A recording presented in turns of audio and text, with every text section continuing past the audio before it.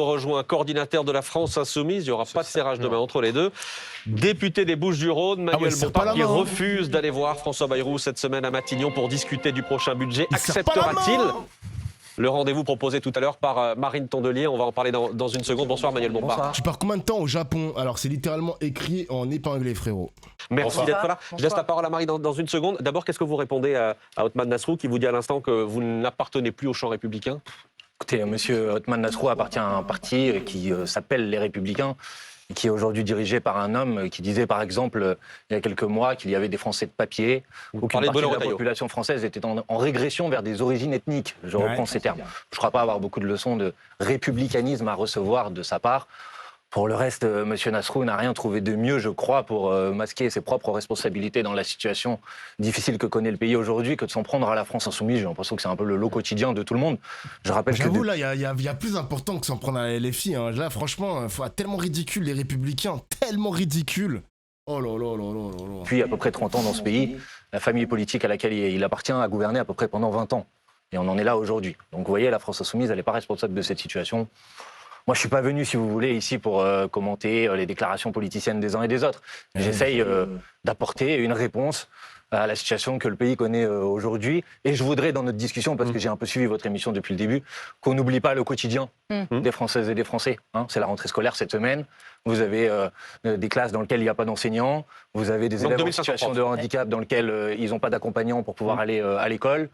Moi, je serai jeudi en Moselle, où il y a un plan de 700 suppressions d'emplois sur une entreprise de la sidérurgie. Ça, c'est la situation concrète du pays. Donc un peu moins de politique politicienne. Les gars, j'ai un petit truc à vous annoncer. Patrick Sébastien, le rappeur, le chanteur, annonce qu'il pourrait se présenter à l'élection présidentielle de 2027. Voilà, Patrick Sébastien. Vous en faites ce que vous voulez de cette news, mesdames et messieurs. Et un peu plus de réponses concrètes. Sauf que la question qui va se poser dans une semaine, c'est une question très politique. Marie. Effectivement, vous n'êtes pas là pour commenter les déclarations politiques. Néanmoins, réagir aux propos du Premier ministre, dans lequel vous étiez dans le viseur hier. Il a dit il y a des forces politiques qui veulent le chaos, citant très rapidement ensuite Jean-Luc Mélenchon, le leader de la France Insoumise. La France Insoumise, Manuel Bompard, veut-elle le chaos? Mais précisément, monsieur... Bayrou n'a pas l'air de comprendre ou de réaliser que le chaos, c'est ce qu'il promet pour le pays aujourd'hui. C'est déjà là, le chaos. Enfin, pardon, mais je parle sous le contrôle de Madame Chevrillon, économiste. Mais aujourd'hui, on est dans une situation économique désastreuse. On a une croissance qui est atone. Oui, elle est meilleure que celle des Allemands. On a des investissements publics qui sont à l'arrêt. On a, depuis qu'Emmanuel Macron est arrivé au pouvoir, des salaires nets ramenés à l'inflation qui ont baissé de 3%. Oui, le pouvoir d'achat n'a pas baissé. On a des entreprises, qui ont atteint des records de faillite. Ça, c'est la situation actuelle, vous voyez. Et c'est pas la France Insoumise qui en est responsable. C'est ceux qui gouvernent ce pays depuis des années et des années. Donc la rhétorique qui consiste à dire c'est moi ou le chaos, je pense qu'elle est vraiment irresponsable. Ce qu'il vise, c'est votre appel à participer aux manifestations du 10 septembre prochain, tout bloquer, bloquer tout le pays, bloquer la France. Ce qu'il vise aussi, c'est votre non-souhait de se rendre à ces consultations. Mais madame, c'est votre volonté de destituer Emmanuel Macron? D'ailleurs, les amis, putain, j'ai fait une petite coquille hier, parce que j'avais le sentiment quand même que... J'avais le sentiment quand même que le mouvement de mercredi prochain, il allait un petit peu s'affaiblir parce que Bayrou va démissionner. Du coup, ça donne moins de crédit à la manifestation du 10. Mais il y a une note du renseignement intérieur qui estime qu'il y aura au minimum 100 000 personnes qui pourront bloquer le pays. 100 000 personnes. Waouh. Ça fait beaucoup de personnes, hein. Putain. Waouh.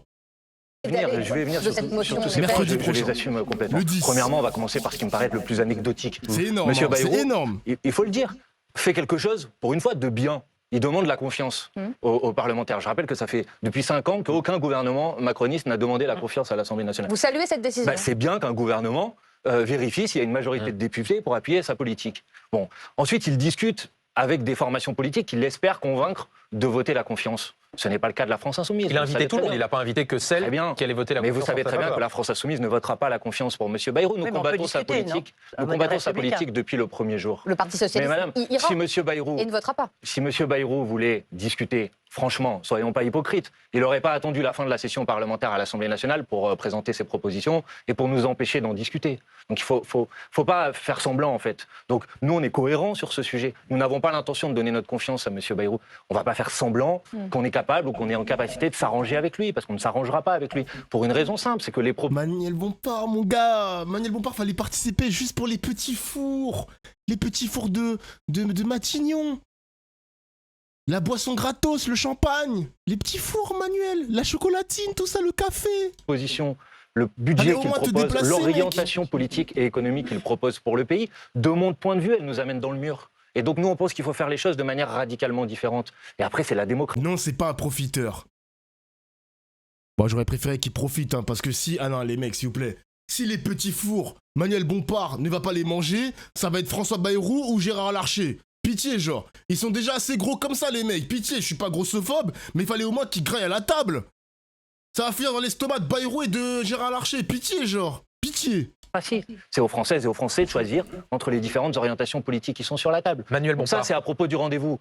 Quant au reste, oui, évidemment qu'il faut se mobiliser le 10 septembre prochain. Parce que la chute de M. Bayrou, elle doit conduire à la chute de la politique macroniste. Et ça passe par une mobilisation populaire. Et je vois pas qu'est-ce qu'il y a de partisans du chaos ou d'anti-républicains à proposer que les Françaises et les Français puissent se saisir de leur avenir en participant à des initiatives de mobilisation. Parce que vous dit le ministre de l'Intérieur ce soir, c'est manifester oui, bloquer non. Mais attendez, ça me fait quand même doucement sourire. Il y a 2 ans, vous aviez des millions de personnes qui ont manifesté dans la rue contre la retraite à 64 ans. Vous aviez une majorité des députés qui étaient contre cette réforme des retraites. Vous aviez l'ensemble des partenaires sociaux qui étaient contre cette réforme de la retraite à 64 ans. Et ils n'en ont pas tenu compte. Donc ne vous étonnez pas ensuite que les gens se disent « Bon, bah manifestement, seulement manifester, ça ne suffit pas. Et il faut aussi faire la grève. » Ah mais là, BFM TV, ils sont tellement en pompier, genre on va sauver le soldat Macron et même le soldat Bayrou. Là, Manuel Bompard, il parle bien français, frère. Il est en train de poser le constat de regarder, le chaos est déjà là. Il a commencé déjà bien plus tôt, et il a continué l'année dernière avec la retraite à 64 ans. Désolé, le chaos était déjà là. Donc arrêtez, LFI cherche-t-elle la stratégie du chaos? Arrêtez vos bêtises, pitié, genre pitié. Et il faut aussi peser dans le rapport de force avec le pouvoir. C'est normal que les gens se disent ça. Ce jour-là de mobilisation, il a encore un sens si le gouvernement est tombé le 8? Évidemment. Plus que jamais. Vous manifesterez contre qui? Contre le président de la République, sa politique et la volonté de continuer à imposer une politique minoritaire dans le pays. Et depuis maintenant 1 an, M. Macron, qui a perdu les élections législatives qu'il avait lui-même convoquées, s'entête à essayer de maintenir au pouvoir une politique minoritaire. Donc évidemment que ça ne peut produire que de l'instabilité politique. Comment vous voulez que ça produise autre chose que de l'instabilité politique? Enfin, nous sommes en démocratie. Les gens ont voté. Ils ont battu la politique d'Emmanuel Macron et ils cherchent à le maintenir au forceps au pouvoir. Évidemment que ça ne peut pas durer. Manuel Bompard, justement, vous voulez parler du... Putain, il est tellement présidentiable, ce mec. Mélenchon, je t'aime bien, hein. Mais maintenant, Mélenchon, il est temps d'être au garage. T'as encore un peu de peps. Vous connaissez My Hero Academia, le chat? Est-ce que vous connaissez My Hero Academia? Vous connaissez... merde, putain, comment il s'appelle? All Might. All Might, il a un pouvoir qui... année après année, disparaît. Là, je vois Mélenchon pareil, mec. Mélenchon, il est comme ça aussi. Il y a la petite flamme qui disparaît petit à petit. Et Mélenchon, il est tout nu en train de recouvrir la flamme. Moi, je le vois comme ça.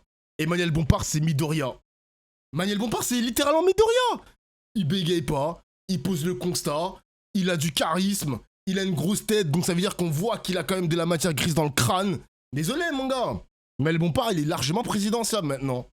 Désolé, Mathilde Panot, mais reste sur le côté, s'il te plaît. Quotidien des Français, allons-y. Vous êtes pour le retour à la retraite à 62 ans?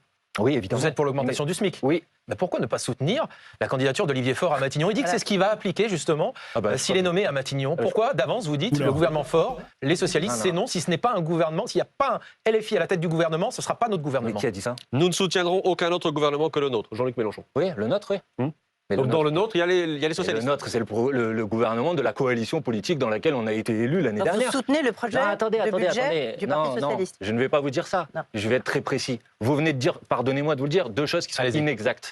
Dans le programme qu'a proposé Olivier Faure au nom du Parti socialiste, il n'y a précisément pas l'abrogation de la réforme des retraites. Tout à l'heure sur ce plateau, il y a la suspension, mais tout à l'heure sur ce plateau, il nous a redit qu'il était favorable au retour à la retraite à 62 ans. Mais bon, moi, écoutez, je m'y retrouve plus, moi. Si le samedi, il dit suspension et le lundi, il dit abrogation, je ne vais pas m'en sortir. Quant à l'augmentation du SMIC, elle ne figure pas dans les propositions qu'a mis Olivier Faure sur la table. Et précisément ce que nous disons, et ce qu'a dit d'ailleurs Mathilde Panot encore ce matin à la télévision, c'est que nous, évidemment, que nous ne pouvons pas soutenir un gouvernement qui ferait une autre politique que celle sur laquelle nous avons été élus il y a un an. Mais est-ce que vous entendez... Excusez-moi, mais je sais pas, ça devrait quand même être la base politique. Vous faites campagne sur un programme, mais un an après, quoi, le programme il n'existe plus, on le déchire, on le jette à la poubelle. Mais madame, les compromis se font à l'Assemblée nationale. C'est-à-dire vous avez un gouvernement et ce gouvernement il vient, il amène son programme et ensuite il y a des débats parlementaires. Ce que vous dit Olivier Faure, c'est que ce sur quoi vous êtes mis d'accord il y a un an ne passerait pas aujourd'hui à l'Assemblée. Non, ce que dit Olivier Faure, il faut être un peu honnête, c'est que, je l'ai entendu tout à l'heure sur le plateau, il n'y a plus d'accord programmatique possible avec la France Insoumise. Qu'est-ce que ça veut dire concrètement? Ça veut dire qu'il a pris le programme du nouveau Front Populaire sur lequel nous avons été élus devant les électrices et les électeurs l'année dernière, il l'a déchiré et il le met à la poubelle. Et vous voulez que... Il dit le contraire, on lui dit non, je le mets pas à la poubelle. Un chèque en blanc, mais ça c'est pas possible. Enfin, on est à terre, il n'y a plus de tal, plus personne veut faire d'enfants, il faut se poser des questions. Moi j'ai une question aussi par rapport à la France Insoumise. Qu'est-ce qu'ils en pensent de la natalité en France? Parce que je ne pense pas que la France Insoumise va pousser, va inciter les couples à avoir des enfants. Je ne sais pas si c'est dans leur stratégie, mais j'avoue qu'une natalité qui disparaît, qui est en forte baisse, c'est un problème. C'est un problème pour les générations futures. Je ne sais pas si la France Insoumise a quelque chose à proposer dans son programme par rapport à la natalité, à booster la natalité. Mais ce serait une question qui sera centrale, mais pas tout de suite, quoi. Je pense dans 20-30 ans. Là, si tu vis mieux, tu fais des enfants naturellement. Bah, en vrai, les gars, vivre mieux, ça veut rien dire aussi, dans le sens où, comme les femmes, l'émancipation de la femme, maintenant, vous voyez qu'il y a beaucoup de femmes qui sont dans des postes à responsabilité, qui n'ont pas forcément envie qui n'ont pas envie de maternité, quitter leur poste, etc. Même dans la politique, même dans les grandes entreprises, etc. Ben, mec, c'est ça aussi, hein. C'est les conséquences, hein. Mais je dis pas que c'est une mauvaise chose non plus, les mecs, hein. Les gens, vous faites ce que vous voulez. Si vous voulez pas être père de famille, bah, ne le devenez pas. Si vous voulez pas être mère, pareil, hein. Je vais pas vous en vouloir, les mecs, hein. Bien sûr, hein. Bien sûr. De fois, on en a parlé, mais très vite. Ah ouais? Ok. Pourquoi on a plus de 1v1 politique? On s'emmerde. Moi, je m'emmerde pas du tout, hein. Franchement, là, j'aime bien l'émission, mon gars. Écoutez, donc, bon, mais après, sincèrement, parlons franchement.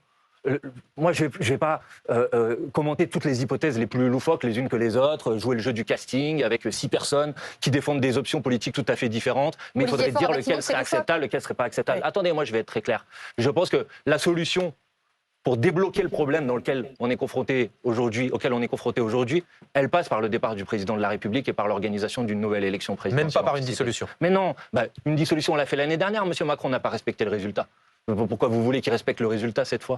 Donc évidemment, et vous l'avez vu comme moi, je ne suis pas le seul à dire ça, il y a des gens qui sont d'avis politiques très différents du mien. J'ai vu tout à l'heure sur votre plateau Mme Pécresse, la présidente de la région Île-de-France. Mais ça, c'est pas le chaos. C'est pas une amie de la France Insoumise. Bon, ça, c'est pas le chaos, Manuel Bompard, précisément. Mais non, précisément, c'est l'inverse. C'est permettre d'avoir un moment de respiration démocratique du pays, qui permettent ensuite aux Françaises et aux Français de choisir. Les axes de la France Insoumise, c'est le soutien à la parentalité, aide dès le projet parental, maternité de proximité, lutte contre les violences obstétricales, c'est quoi ça? Des violences obstétricales. Ah, c'est la violence gynécologique. Ah oui, c'est vrai qu'il y a des mecs, c'est des fils de pute quand même, hein. Oui, il y a de la violence, ok, violence gynécologique, ok.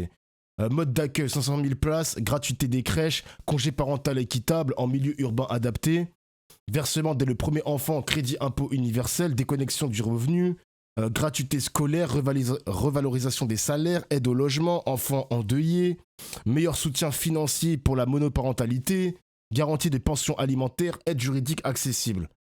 Bon, ils ont des propositions quand même pour booster la natalité. Ok. Il y a des choses, quoi. Entre les différentes options politiques sur la table, et ça permet de ramener de la stabilité. Parce que moi, je veux bien, mais sinon, c'est quoi le sort qu'on nous propose? Que tous les 3 mois, on fasse tomber un gouvernement, et qu'on change, et puis qu'après, encore pendant 1 mois, on discute pour savoir qui va être Premier ministre, et que ça, c'est pas le chaos, ça? Donc vous êtes vous-même là. Les gars, j'ai une question. Voilà, c'est une question 18+, hein. Je parle aux femmes du chat. Quand vous parlez de violence gynécologique, c'est quoi exactement? Là, excusez-moi d'être un peu démonstratif, mais c'est pas des entailles sur la partie intime, j'espère. Le sang, c'est quoi exactement, genre? C'est pas des trucs de fils de pute comme ça? Bah si c'est ça. Non, t'es sérieux? Arrête! Non, c'est des enculés, wesh. Mais même dans même dans le domaine médical, t'es pas safe. Même dans le domaine médical, t'es pas safe. Pitié, genre. Traité comme du bétail, infantilisé, blessure. Ah, parce que ça peut aussi être de la violence un peu psychologique, quoi. J'ai déjà vu une césarienne sans anesthésie. Pardon? Pardon? Sans anesthésie? Des actes non consentis comme des points de suture, par exemple. Starfall, oh là là. Ah ouais, mais c'est plus grave que ça, ok. Ah ouais. Ah ouais.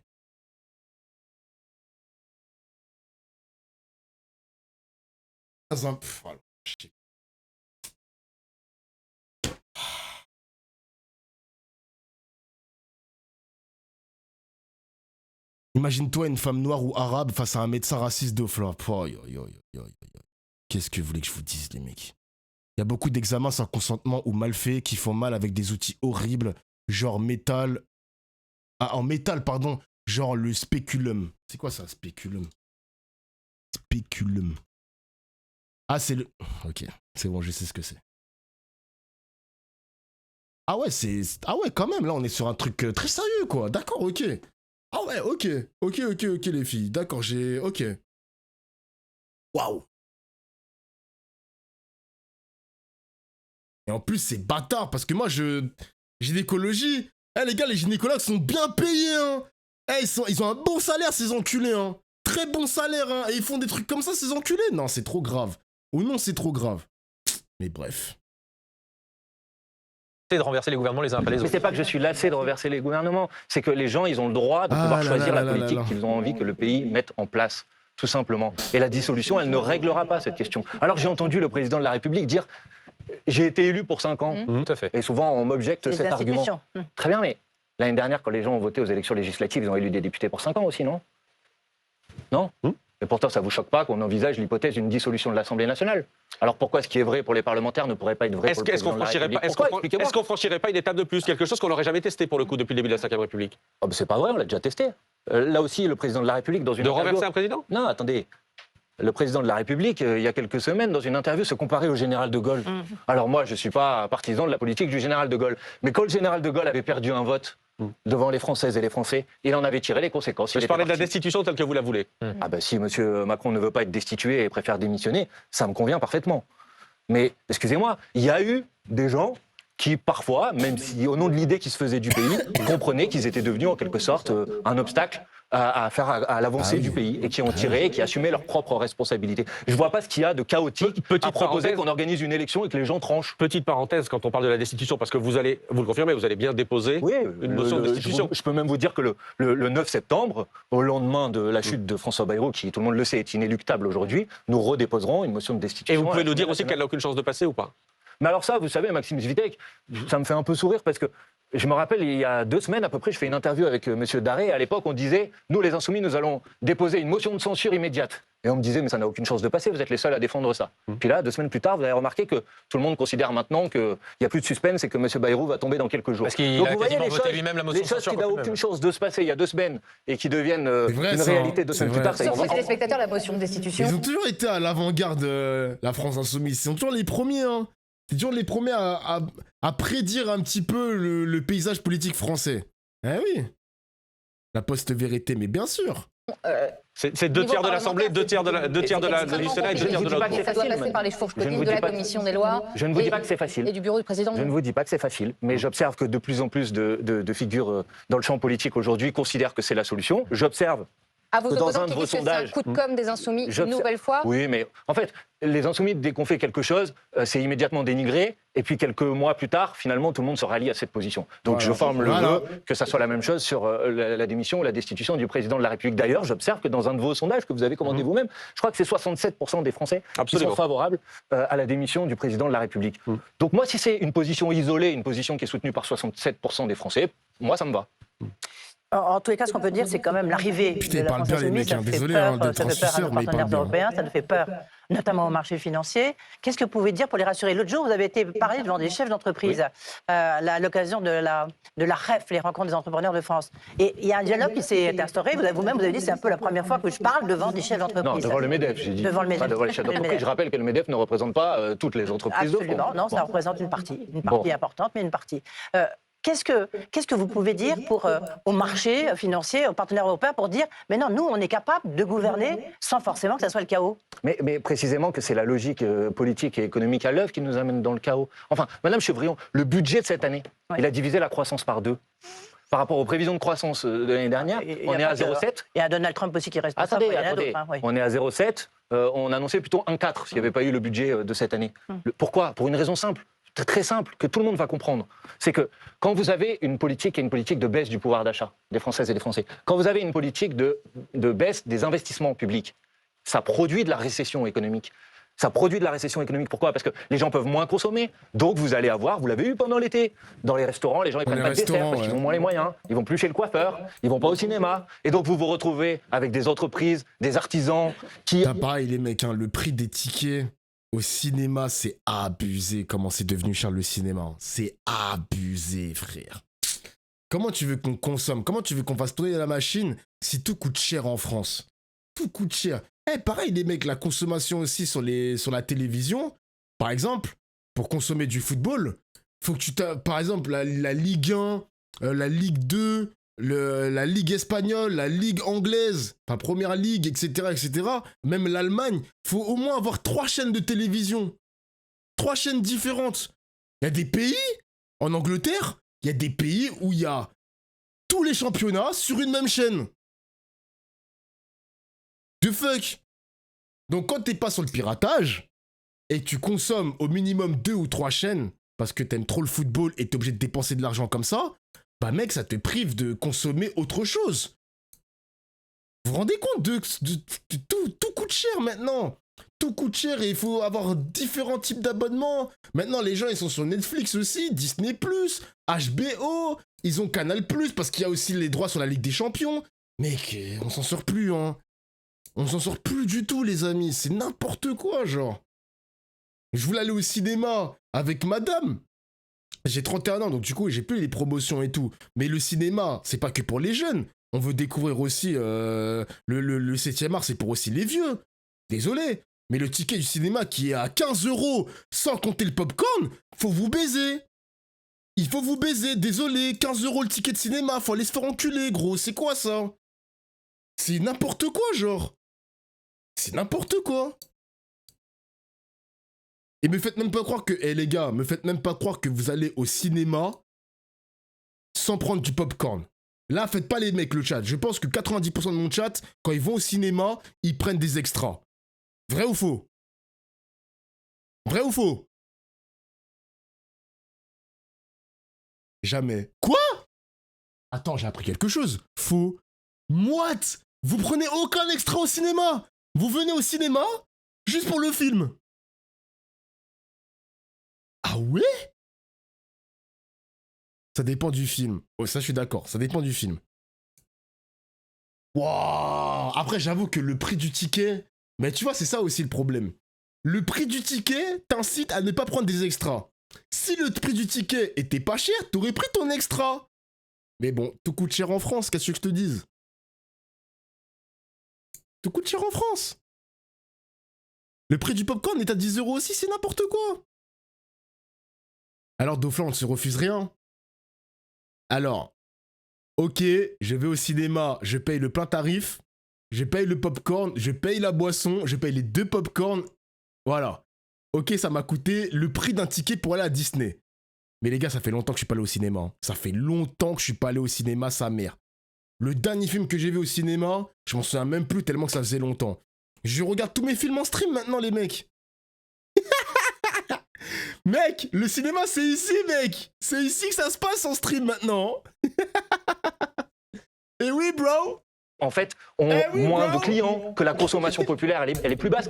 La moitié du PIB en France, est tirée par la consommation populaire. Si vous avez une politique de baisse de la consommation populaire, eh ben évidemment que ça se traduit par des difficultés économiques. Mais en même temps, vous êtes d'accord, il faut quand même faire des économies. On se retrouve quand même avec un niveau d'endettement. Et surtout, à la limite, le niveau d'endettement, bon, c'est un truc. Mais surtout, c'est qu'il y a des intérêts. Il y a des intérêts à payer. Non, mais il y a des intérêts à payer. Ça, c'est une réalité tangible qui tombe tout le temps. C'est vrai. Madame Chevrillon, soyons honnêtes pour dire la vérité aux gens qui nous écoutent. Parce que moi, je ne suis pas d'accord avec le catastrophisme que M. Bayrou essaye. Donc vous n'êtes pas d'accord même avec le constat? Non, attendez. Il y a des intérêts de la dette, vous avez raison. Disons la vérité. La charge de la dette, aujourd'hui, elle paye moins cher la France elle subit moins la charge de la dette aujourd'hui que ce que c'était à la fin des années 90 et au début des années 2000. Parce que les taux d'intérêt, non mais disons la vérité, parce que les taux d'intérêt sont plus faibles. La France aujourd'hui, elle emprunte moins cher que les États-Unis d'Amérique. Donc tout va bien. Je ne dis pas que tout va bien. Évidemment qu'il y a un déficit important. Mais pourquoi y a-t-il un déficit important? Pour quelles raisons?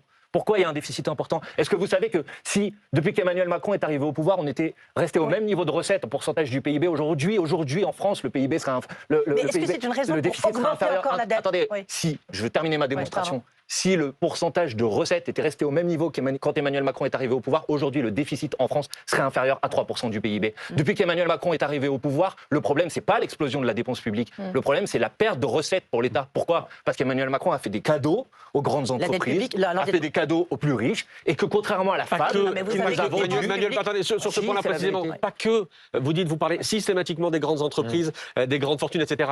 Pas que, tout l'argent qui a été dépensé, par exemple, au moment des crises, Covid, inflation, guerre en Ukraine, etc., c'est aussi de l'argent qui est allé aux PME, c'est aussi et ces PME, elles emploient des personnes qui nous regardent ce soir. C'est pas que les plus grands, les plus riches, c'est pas vrai. Est-ce que oui ou non, Emmanuel Macron... Oh là là, le grand défenseur des patrons, tais-toi là, laisse-le dérouler sa démonstration, putain. Macron a supprimé l'impôt de solidarité sur la fortune. Est-ce que oui ou non, Emmanuel Macron a multiplié dans la continuité des gouvernements précédents? Bien sûr, mais dans le tableau, il faut tout dire. Oui, mais c'est ça le cœur aujourd'hui de ce qui manque au budget de l'État. C'est la perte de recettes. Et personne ne le dit. Sur tous les plateaux de télévision, on nous dit on dépense trop, il faut faire sur les dépenses, il faut faire sur les dépenses. Mais vous ne dites jamais que l'État s'est volontairement appauvri et que maintenant on vient voir les Françaises et les Français et on leur dit c'est à vous de payer la facture. Sur le volume d'économie réclamé par François Bayrou. Non, je crois que là, on tient quelque chose, les mecs. Là, je crois que... Vous voyez les matchs références? Dans l'histoire du football, dans la carrière d'un footballeur, il y a toujours un match référence. Par exemple, Mbappé, son match référence, c'était la finale France-Argentine. C'était son match référence. Merci Mbappé pour ce match. Là, je pense que là, Manuel Bompard, il tient son match référence. Il tient son match référence, mec. C'est abusé ce qu'il est en train de nous proposer, mon gars. France-Brésil, Zidane, exactement. Mais là, il est en train de nous montrer la meilleure partie de lui-même, genre de sa carrière. Sur le constat, c'est 44 milliards d'euros. Oui. Le Parti socialiste a proposé son contre-budget, établi aux alentours de un peu plus de 22 milliards d'euros. Est-ce que là-dessus, vous dites, c'est OK ou c'est encore trop? C'est trop Vous. Non, mais il faut proposer des nouvelles recettes. Le Parti socialiste, si j'ai bien compris son projet, propose de proposer des nouvelles recettes. La taxe Zuckman, par sur ce point-là, 2% d'accord. D'autant plus que la taxe Zuckman, la première fois qu'elle a été votée à l'Assemblée nationale, elle a été déposée par une députée de la France Insoumise. Donc je ne vais pas vous dire aujourd'hui que je suis plus d'accord. Vous avez entendu les arguments, les contre-arguments de François Bayrou. Oui, mais il n'y en a aucun qui est valable. Avant sur les conventions fiscales, le fait qu'on ait signé 126 conventions fiscales justifie le Premier ministre. Madame Chevrillon, s'il vous plaît. Oui. Pardon, mais c'est pas parce que M. Bayrou dit quelque chose que ça devient une vérité. M. Bayrou dit on a signé des conventions fiscale et donc l'exit tax, puisque c'est de ça dont il parlait, c'est-à-dire un dispositif qui consiste à dire que si les gens partent, ils vont continuer à payer de l'impôt en France, c'est impossible. Mais c'est faux ce que dit M. Bayrou. Une exit tax a déjà existé en France, c'est M. Sarkozy qui l'avait mis en place. Absolument. Elle n'était pas inconstitutionnelle. Qu'est-ce que c'est que cette histoire? Non mais c'est pas la taxe Zuckman, c'est différent. Merci de le dire. Merci de le dire. Il a bossé ses dossiers. Sarkozy, il a fait l'exit tax. C'était pas inconstitutionnel. Ferme ta gueule, mademoiselle. Ferme ta gueule. Il est trop fort. Il est trop fort. Chaos technique. Clic, pow.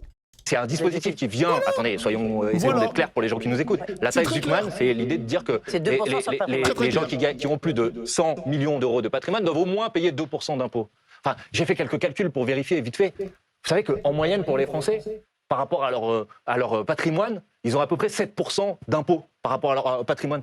Et ça pose un problème qu'on dise que les ultra-riches doivent payer au moins 2%. C'est confiscatoire, ça? C'est scandaleux. 2%, t'es trop gentil, Manuel Bompard. Zuckman, il est pas allé assez loin. Même 2%, c'est gentil, frère. Il est gentil sur les 2%. Pas de sens. Donc votre solution pour les arguments de M. Bayrou, ils n'ont pas de sens sur ce sujet. Ils sont faux. C'est surtout des recettes supplémentaires. Vous ne feriez aucune économie? Bah évidemment qu'on peut faire des économies, mais où? Dites-nous. Je sais pas, par exemple, il y a 211 milliards d'aide aux entreprises. Alors Madame Chevrillon va dire oui, ça compte beaucoup de choses, etc. Oui, Madame Chevrillon, ça compte beaucoup de choses. Elle aura raison. Oui, mais ces 211 milliards sont quand même de la manque à gagner pour les recettes de l'État. Donc là, vous reprenez les 211 milliards, par mais exemple. pas les 211 milliards. Mais par exemple, la niche fiscale la plus coûteuse en France aujourd'hui, c'est le crédit impôt recherche. Oui. Bon, on peut peut-être concentrer le crédit impôt recherche pour qu'il serve vraiment à faire de la recherche et pas qu'il soit un effet d'aubaine pour des grandes entreprises comme Sanofi. Pardon, j'ai déjà eu le débat sur un plateau une fois, qui capte du crédit impôt recherche, mais qui diminue le nombre de chercheurs en France. Le crédit d'impôt pour les particuliers, par exemple. Vous y touchez ou pas? Évidemment. Ah bon? Donc les gens qui emploient des particuliers. Mais alors, vous m'avez demandé si vous y touchez. Est-ce que vous faites quoi? Vous réduisez le nombre de professions qui peuvent être concernées? vous le plafonnez. Et qu'évidemment que quelqu'un qui vient donner un petit coup de main à domicile ou pour une personne âgée, c'est pas à ces personnes-là qu'il faut s'en prendre. Mais quand vous avez des gens qui ont un patrimoine immense, qui ont des ressources immenses, et pour qui ça devient un effet d'aubaine, parce que dans leur château et dans leur villa, ils embauchent 15 personnes et qui bénéficient d'un crédit d'impôt sur ce sujet, pardonnez-moi, c'est choquant. Qu'est-ce que vous répondez à ceux qui disent qu'immédiatement, quand on réduit ce crédit d'impôt sur les particuliers, l'emploi de particuliers effectivement à domicile, on a une hausse du travail au noir? Mais enfin, ça, c'est un argument qu'on ne peut pas entendre, monsieur Daré. Alors, parce que les gens, grillent les feux rouges, vous allez supprimer les feux rouges. Enfin, qu'est-ce que c'est que cette histoire? Donc, non, pardon, c'est pas un argument qui est entendable. C'est pas parce que les gens ne respectent pas la loi qu'il faudrait supprimer la loi. Ça, je pense qu'on peut pas l'entendre. Donc, vous économisez combien? Non, mais attendez, moi, vous inquiétez pas. Notre contre-budget, on l'a déjà présenté l'année dernière. Donc, vous verrez dans les prochains jours, on vous présentera un contre-budget complet. Vous m'avez demandé s'il est possible de faire des économies. Je vous ai donné quelques exemples sur lesquels on peut faire des économies. Mais le cœur aujourd'hui de ce qu'il faut faire, c'est les recettes. C'est évidemment des recettes nouvelles, attendez, en termes de recettes. Et moi, je vous dis qu'il faut aussi des dépenses. Parce que si on veut résoudre le problème de la croissance atone dont j'ai parlé, de la récession économique, il faut de l'investissement public. Enfin, on parlait du quotidien. Vous savez, moi, je suis député de Marseille. Et d'ailleurs, c'est le même modèle avec l'Espagne et la Pologne. J'en ai fait une démonstration hier. Ces deux pays qui ont une bonne croissance ont énormément investi dans les technologies d'avenir, dans aussi l'écologie. Et ils ont des retombées, parce qu'ils ont investi il y a 1 an, 2 ans, ils ont des retombées qui commencent à tomber maintenant. Il y a une prévision de 3% de croissance pour l'Espagne et la Pologne. On verra aussi si ça va suivre pour 2026-2027. Mais oui, il faut investir. Mais pas investir n'importe comment. Il faut investir bien, correctement. Aujourd'hui, dans les Bouches-du-Rhône, la rentrée, elle a été reportée d'une journée. Parce qu'il y a des intempéries. Donc, le changement climatique, c'est une réalité. Est-ce qu'on n'a pas besoin d'investissements publics massifs pour adapter nos infrastructures au changement climatique? Là, vous avez aujourd'hui des parents qui sont retrouvés du jour au lendemain dans la difficulté. En fait, c'est une émission pour encenser LFI et pour montrer à quel point il n'y a pas mieux qu'eux, en fait. En fait, le truc, c'est que là, on a des journalistes, c'est des chiens du gouvernement. Voilà, faut dire les termes, c'est des chiens du gouvernement. Et à chaque fois, Manuel Bompard, il s'est bien préparé et il contre-argumente tout ce qu'ils sont en train de débiter les journalistes. Mais moi, ça me fait plaisir. Franchement, ça me fait plaisir d'entendre ce qu'il dit, là. Ils sont obligés de garder leurs enfants à la maison. Donc, qu'on aura pour des la bonnes transition retombées. écologique, il faut des investissements massifs, de l'investissement public. Et ces investissements-là, quand vous les mettez sur la table, ils profitent à l'économie réelle. Parce que si vous faites un grand plan de rénovation thermique des logements, c'est le secteur du bâtiment en France qui va en profiter, c'est les artisans qui vont en profiter. Alors que quand vous distribuez des aides et des exonérations de cotisations sociales à des grands groupes et que ça se traduit par un record historique de dividendes, non, ça ne fait pas de l'emploi. Mais si ça fait de l'emploi. Madame Chevrillon, au niveau des SMIC, en revanche, ça c'est autre chose. Madame Chevrillon, franchement, vous le savez comme moi, les 20 milliards de crédit impôt compétitivité emploi, parce qu'on a du recul sur cette mesure. C'était la mesure 20 milliards d'exonération de cotisations sociales, c'était accordé par François Hollande aux grandes entreprises. À l'époque, M. Gattaz, président du MEDEF, avait un badge, un pin. 1 million. Ils ont été créés. Non, Madame Chevrillon, il y a un rapport de France Stratégie qui dit 100 000 emplois. S'il vous plaît, ne dites pas des choses qui ne correspondent pas à la réalité. Alors attendez, ça n'a pas marché, ça ne fonctionne pas. Comment la meuf, elle peut dire ça, wesh? Tout le monde s'accorde à dire que le CICE n'a pas fonctionné, les patrons nous ont menti. Comment la meuf, elle peut venir sur un plateau de télé dire arrêtez de dire n'importe quoi, ça a marché. Tais-toi, chef, tais-toi. Tout à l'heure sur ce plateau, Marine Tondelier a fait une proposition. Je ne sais pas si vous avez vu le coup des aimants. C'est fou. Elle avait 2 aimants en main. Oui. L'un représentait Olivier Faure. Pas tout à fait compris la démonstration. Le deuxième représentait Jean-Luc Mélenchon. Elle avait 2 aimants qui se repoussaient pour représenter les Insoumis et les socialistes. Elle a essayé de retourner un des 2 aimants pour que précisément il s'attire. Et elle vous fait une proposition. Rendez-vous jeudi, vient qui veut, pour rediscuter et être prêt lundi en cas de chute du gouvernement. Est-ce que oui ou non, vous irez à la réunion proposée par Marine Tondelier? C'est pas un jeu. C'est pas un jeu, c'est un rendez-vous. Non, mais on est prêt, évidemment. Moi, je suis prêt à lundi soir. J'ai pas besoin de faire des réunions avec qui que ce soit pour être prêt. Donc vous n'y serez pas. Mais attendez, d'abord, il faudrait qu'ils s'accordent entre eux. Marine Tondelier, elle dit ça, et juste avant, Olivier Faure, il dit pas question avec les Insoumis. Donc moi, je vais pas à une réunion. Essayez de vous rabibocher, vous le voyez bien. Oui, mais bon, je vais pas à une réunion pour que la moitié des gens me disent en fait, vous n'êtes pas invités. Vous voyez. Vous êtes prêts, excusez-moi, mais j'essaye d'être un peu cohérent, quoi. Donc vous n'y serez pas. Vous n'y serez pas. Je n'ai même pas vu cette proposition de réunion, mais moi, je n'ai pas l'intention d'aller participer à une réunion dans laquelle je ne suis pas le bienvenu. Je sais pas, dans la vie, je pense que les gens qui sont autour du plateau, s'il y a quelqu'un qui les invite, mais qu'il y a un autre invité qui leur dit qu'il n'a pas envie de les voir, je pense qu'ils vont pas au rendez-vous. Marine Tondelier a dit que c'était ouvert à tout le monde. Oui, Marine Tondelier, oui, mais Olivier Faure, il n'a pas dit ça. Donc, qui s'accordent entre eux. C'est eux et vous, en fait. Non, mais puisqu'ils semblent faire la même proposition, mais ils disent pas la même chose. Donc, juste accordez-vous entre vous. Mais franchement, je pense qu'on est à un moment du pays qui nécessite d'essayer de proposer des options politiques sur la table. J'ai vu que Faure avait dit je t'aime à Marine Tondelier, je crois. Enfin, je l'aime, je t'aime, je sais pas quoi, bref. Vraiment des idiots, frère. Vraiment des idiots, hein. Et pourtant, Tondelier, je l'aime bien. Hein. Marine Tondelier, quand on avait écouté son intervention au MEDEF, je l'ai trouvée vraiment performante. Mais vas-y, elle me fait peur un peu, cette meuf. Hein.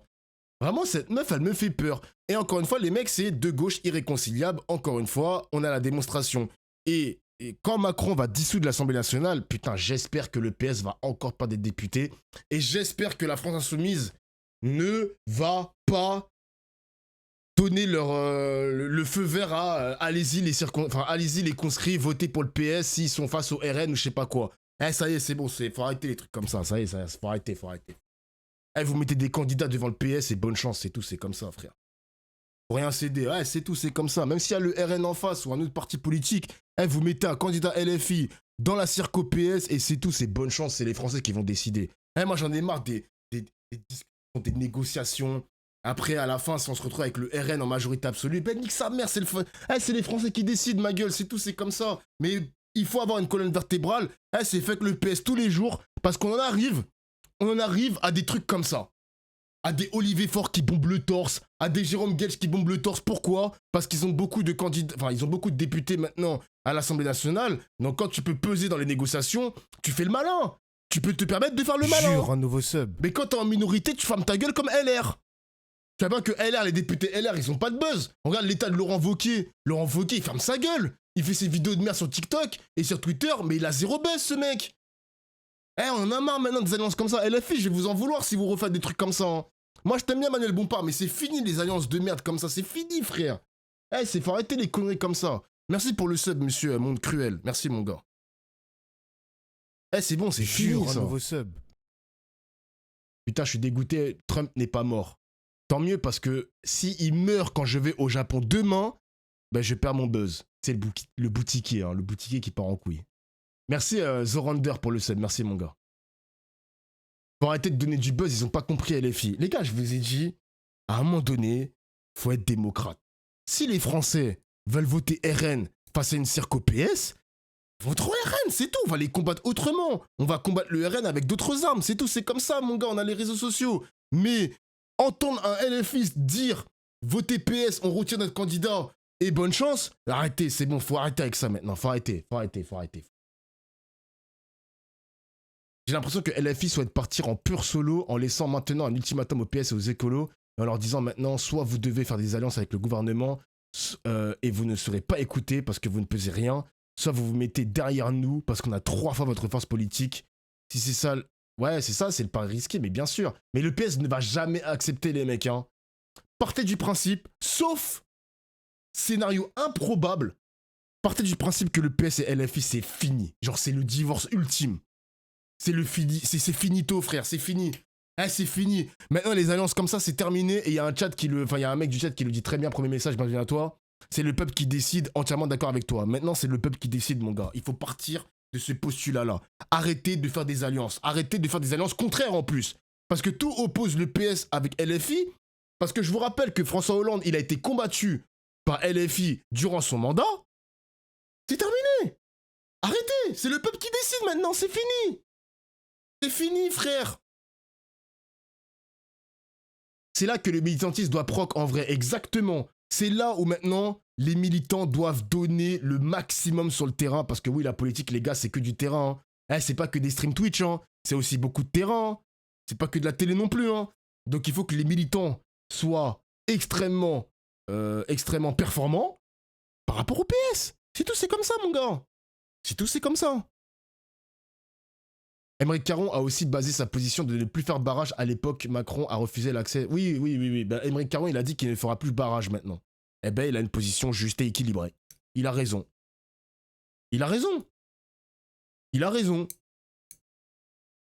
Moi, je me rappelle, il y a 2 ans, quand j'étais contre l'idée d'une alliance avec le PS, on m'a attrapé la gorge.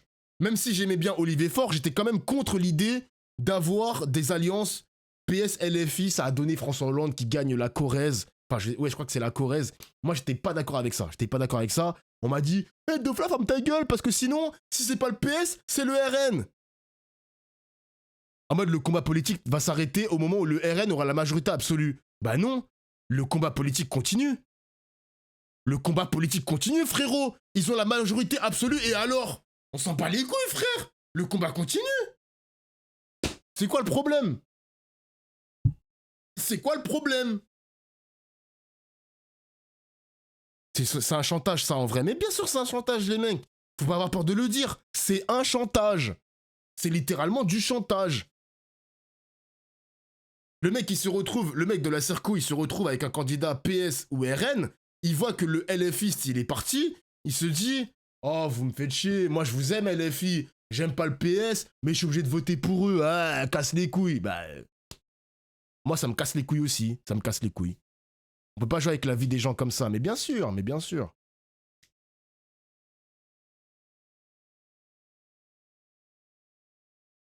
Mais au pire, laissez la France goûter au caca, RN et Nick. Ils verront bien ce qu'ils veulent. Mais bien sûr aussi. Mais bien sûr. Bien sûr.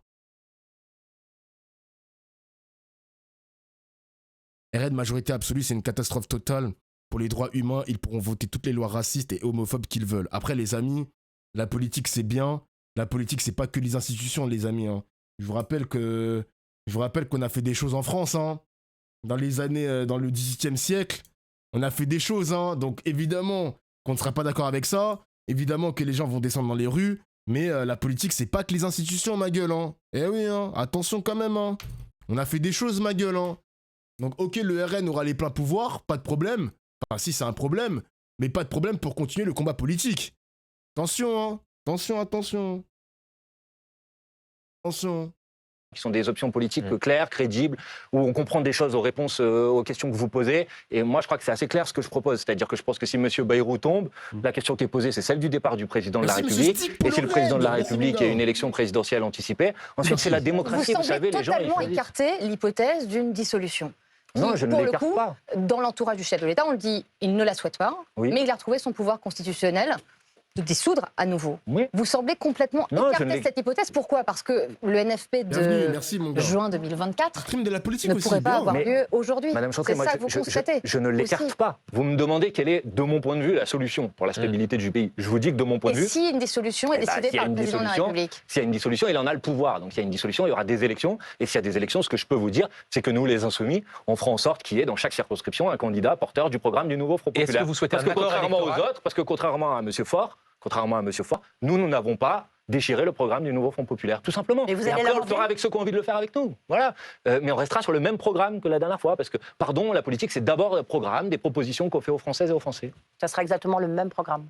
Bah oui, après, depuis... ça a changé, hein. Enfin, en un an, il se passe plein de choses. Non, mais donc, pas de problème pour prendre en compte le fait que, par exemple, l'Union européenne vient de capituler en race campagne pour signer un accord ignoble et totalement insupportable avec M. Trump. Donc ça, par exemple, évidemment qu'il faut l'intégrer dans un programme. Mais du point de vue des grands équilibres politiques, moi, je n'abandonne pas la nécessité d'augmenter le SMIC. Je pense que les gens, aujourd'hui, ils souffrent beaucoup, les bas salaires, et qu'ils ont besoin d'avoir un coup de pouce salarial. Je n'abandonne pas l'idée qu'il faut bloquer les prix, sur l'électricité en particulier. Regardez, vous m'interrogez sur le Parti Socialiste. Au début de l'année, le Parti Socialiste d'un côté, le Rassemblement National de l'autre, ont laissé passer le budget de M. Bayrou. Là, maintenant, ils disent tous qu'ils vont le faire tomber, mais au début de l'année, ils ont laissé passer le budget de M. Bayrou. À l'époque, ils nous ont dit, on a obtenu qu'il n'y ait pas d'augmentation des prix de l'électricité. Au 1er août de cette année, les abonnements sur le gaz et l'électricité ont augmenté. Ouais. Donc, il ne faut pas prendre les gens pour des imbéciles. Moi, je n'ai pas changé du point de vue de ce qui me semble être nécessaire pour le pays. On a besoin d'un choc de pouvoir d'achat, on a besoin de relance écologique et sociale pour sortir le pays très simple, le PS. Dans lequel il est.